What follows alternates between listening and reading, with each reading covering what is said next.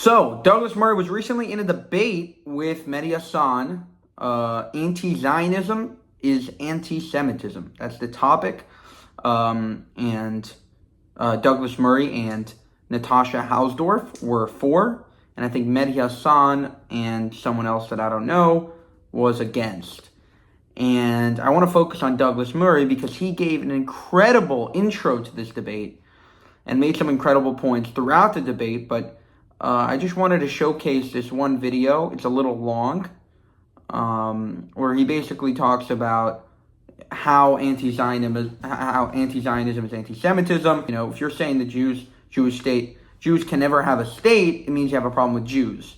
If I said, if there was only one Asian state, and I said I'm opposed to that state, I obviously have a problem with Asians. And I think that he sort of just clarifies the definition of Zionism, anti-Zionism, and what it all means. Let me know what you think after this comment below, and I'll see you on the other side. Well, thank you very much, Rudyard. It's a great pleasure to be back at the Monk debates. When I was last here a couple of years ago, I just returned from the front line of the war in Ukraine, where I was with the Ukrainian armed forces. And for most of the last 8 months, I've been in Israel and Gaza, following the war there as closely as I can. And I won't go into all of the details now that I could give you of what's happening. But I would just put it in perspective in this way, first of all. What happened on the 7th of October was not just a massive attack on innocent people inside Israel. It was the equivalent to about 6,000 Canadians being massacred and burned in their homes in one day. It was the equivalent of about 1,500 of your fellow Canadians being taken hostage. You know, you would have thought after an attack like the one that Hamas instigated, that started this terrible war, you would have thought that there would be some sympathy for the world, from the world. You might have thought the world would pay attention to the attack and at least pay attention to the people behind it. You might have expected, like me, that there might have been a worldwide opposition to the terrorists and rapists and murderers of Hamas. You might have thought there would be hatred around the world erupting at the government of Qatar and its mouthpiece, Al Jazeera, its funding of Hamas and its hosting of the leadership of Hamas in Qatar. You might have thought there'd have been an outpouring of rage at the Islamic Revolutionary Government in Tehran, but no.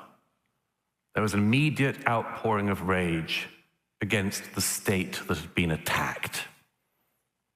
Bring back our girls, we had 10 years ago in the war in northern Nigeria, which I also covered. Bring back our girls. No international campaign saying bring back our Jewish children. Believe all women, we've been told for years. But turns out, not if the raped women are Jews. Israel is the only country in the world which, when it's attacked, gets attacked more. You know, the interesting thing about anti-Semitism is, as my late friend Jonathan Sachs said, it's a shape-shifting virus. It moves across the centuries. When you could hate people for their religion, the Jews were hated for their religion. Then you couldn't hate people for that anymore, so people hated the Jews for their race. And then after the 20th century, people realized that wasn't such a great idea either. Now the Jews are hated not for their religion or their race, but for having a state. People around the world hate them so much for it that Israelis are attacked when they have hostages taken, and this is to remember the 100 hostages still in captivity in Gaza, who, if they were given back by Hamas today, the war would be over. And they're also attacked when they rescue their hostages.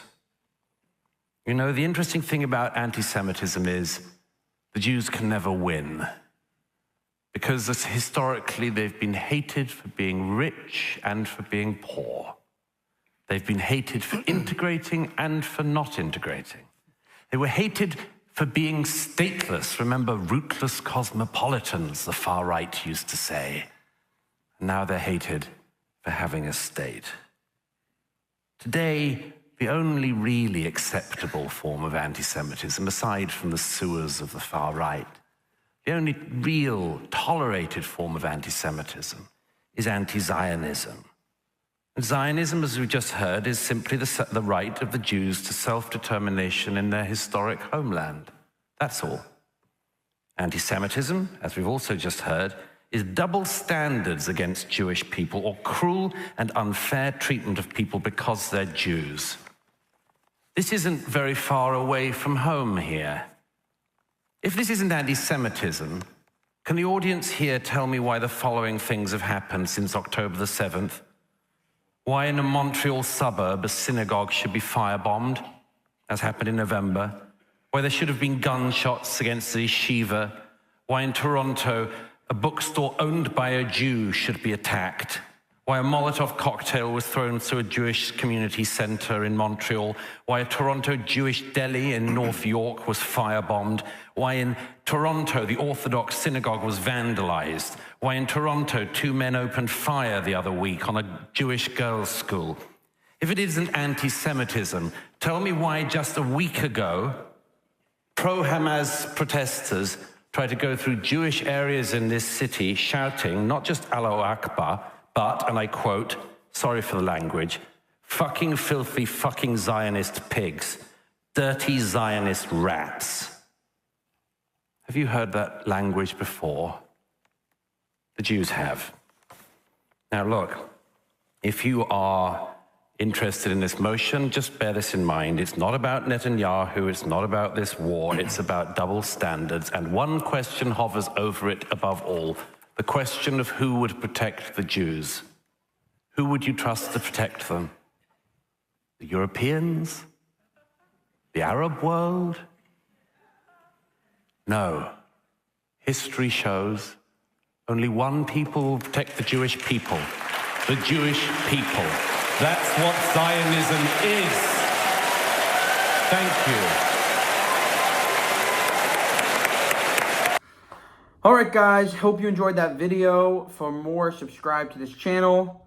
To help us continue making these videos, very important, go to buymeacoffee.com/JewishUncensored.